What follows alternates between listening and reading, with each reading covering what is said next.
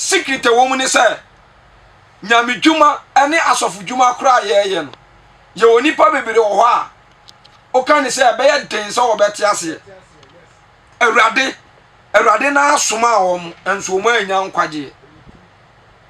2 ye won so a Awurade soma won ba asama ode ikono wankan no ene ye wo de Awurade asoma no na de o hye no okokan eno a na wasa anya nkwa 3 ya sa wo de Bible no ekire mu say obo ne pa ema ne ye adwuma ba wo wie ye no wo anya nkwaje amen wanya akatwe bia afọ adwuma na Awurade frɛ no na de ne ye mi hu wo mu ne sɛ ɛyɛ ɔno Awurade na ne soma nipa no 2 ɛyɛ ɔno Awurade na ne frɛ nipa no 3 ɛyɛ ɔno na bɔ ne pa ba at the end of the day no de nipa ni nim kwa de nti ameka sa asɛm we no ɛna de enipa hunu de yɛte de yɛwɔ ɛno na de yɛn to so ne yɛhoahoa yɛn ho na ma take scripture na so ahu sɛ ɛno na de nipa ɛkɔbu nsam gem this time. Enti me ba na me be preacher da bia me taka sase me say it is all the matter of Pillar of Zion Church. Enye Zion asem enne na me ne ma so le ba bi di nkomo. Me ka tell me say Zion asole na yetimu no.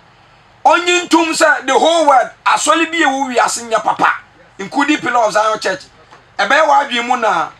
the whole world church bia nu wa ye papa. Zion ka ho.